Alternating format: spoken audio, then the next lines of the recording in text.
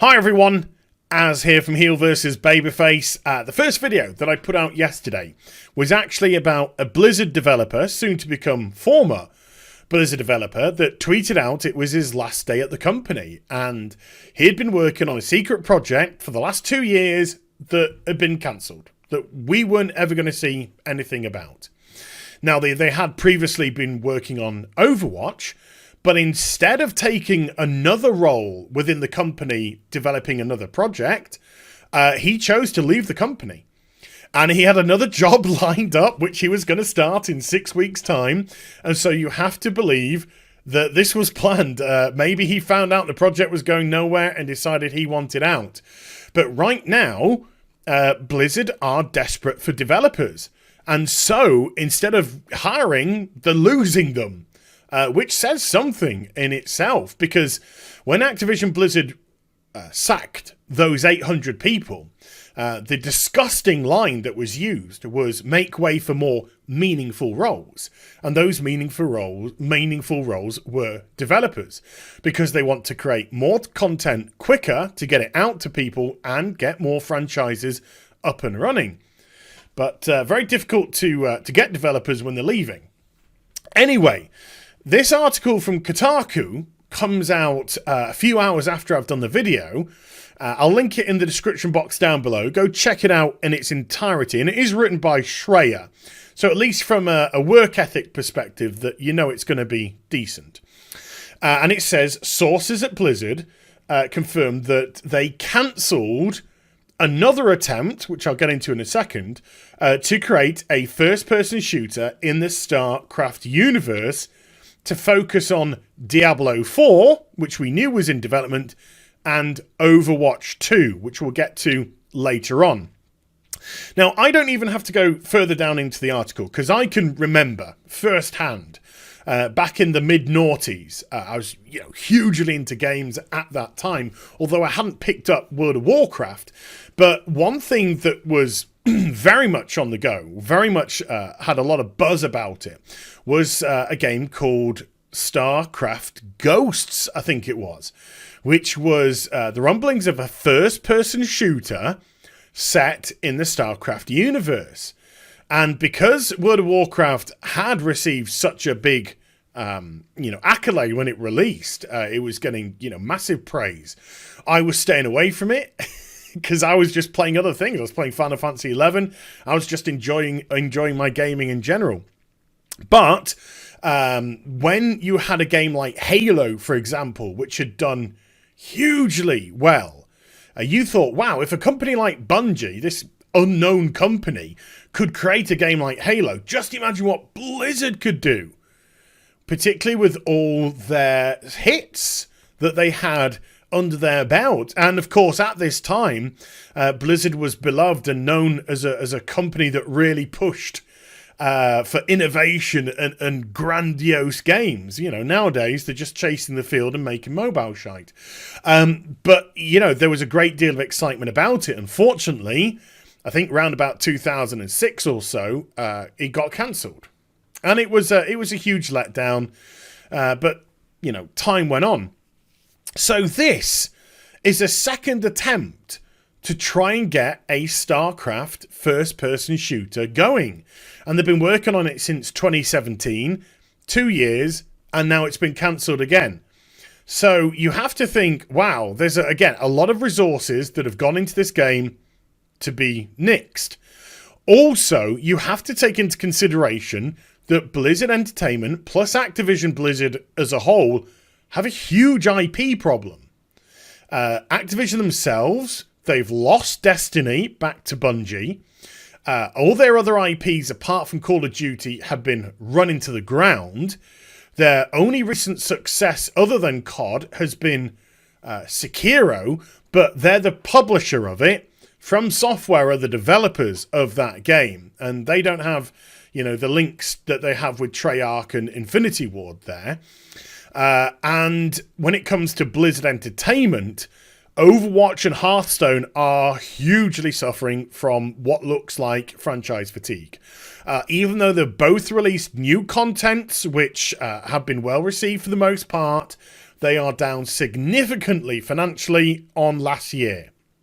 And so there seems to be a large indication that people are just not gravitating towards these IP anymore.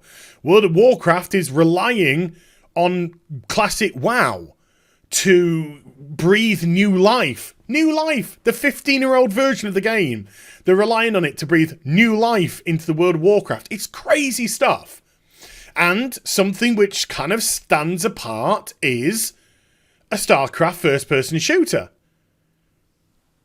But no more. But no more. And so the decision was made to push people from these teams to focus on Diablo 4 and Overwatch 2. Now, I'll briefly talk about Diablo 4. They are desperate. They are clearly desperate to get this something out, at least from a marketing perspective about Diablo 4. I'm not saying they're rushing the game out. I don't think they're going to do that. But I think they are desperate to get something in the marketing department to put out there at BlizzCon for Diablo 4.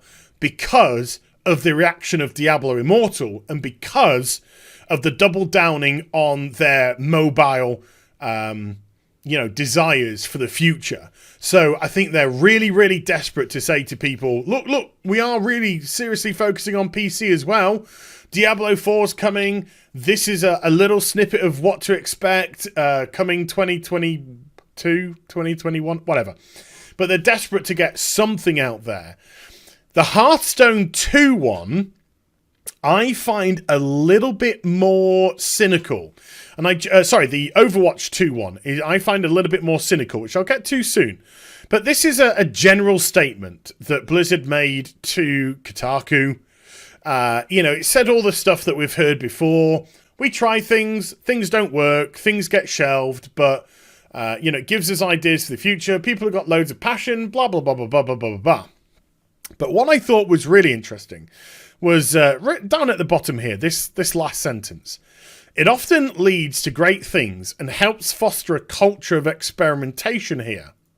Well, we know from leaked information coming out of Blizzard, from multiple sources, that they have actually been told by, financial directors to ease back on experimentation. Because there's now a cost-cutting culture that's going on. So the likelihood is we're probably going to see more projects cancelled to focus on what they believe are going to be either surefire hits. And I don't necessarily mean surefire hits from a player perspective. I mean from a financial perspective. And this is what brings me back onto Overwatch. Now, this is a bit of a spicy take, I know. But Overwatch has got a bit of franchise fatigue. It's putting out some new content. It's still losing money. Hearthstone at a massively accelerated rate. So Overwatch has got some franchise fatigue, but, it seems as if it could be repaired somehow. So what's a good way to try and reinvigorate spending on a game? A sequel. You can't really sequelize, if there is such a word. Hearthstone. Hearthstone 2, the other card game. It doesn't quite work for a card game. But with Overwatch, sure. Why? Because Overwatch was created based off Project Titan, what was going to be Blizzard's MMORPG of the future, which never came to pass. And so Overwatch, a team-based, a squad-based game, became of it. But there is, of course, a lot of PvE elements to that game, which have been put in every now and again. And the game itself was designed to be a PvE / with PvP elements because of the nature of the MMORPG. So, I've been saying for a long time now that Overwatch doesn't develop. They haven't developed the game.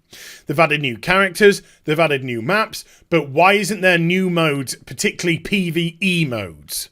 considering that was the foundation of the game? Well, because it's all going to come in the sequel, that's why. So what better way to get people respending than tweak your Diablo. Wow, my brain does not want to say Overwatch. It's speaking to Ragtag. He's trying to get it out of my head. That you put out a sequel to Overwatch, you add PvE elements to it, which some people at Blizzard have compared to a Left 4 Dead-esque type of game, and then you release it.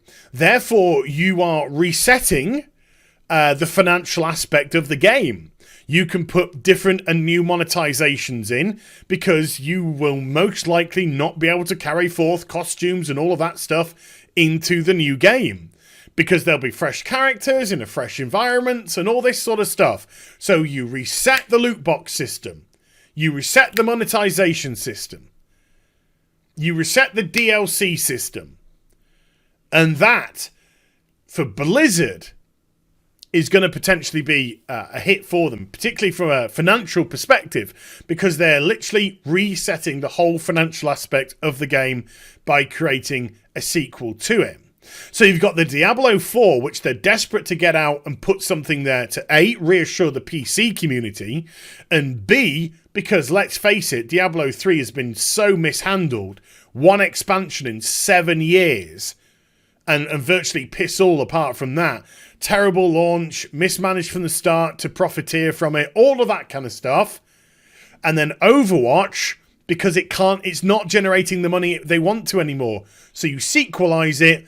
The PvP remains pretty much the same, I guarantee you. You've got the PvE elements to try and bring in a new audience and offer some variation, but more importantly, allows you to play with a lot more of the financial systems. That's my sort of take on this. That's where I see that coming. And so they are setting themselves up for what could be a blockbuster of a BlizzCon this year, because Diablo 4 announcement, Overwatch 2 announcement, new World of Warcraft expansion announcement, possibly a new IP announcement. It could be an absolute blockbuster of a BlizzCon this year. And that will get investors exciting. That will cause the share price to rise dramatically. You know, there's a lot of knock-on effects from this. And then they'll stick in all the mobile shit as well. So let me know what you think in the comment section down below. But I hope you enjoyed the vid. If you did, do get a thumbs up and also subscribe to the channel. Follow me on social media and Twitch live streaming links. They're in the description box down below. And I'll be back with some more stuff very soon. You take care. Bye for now.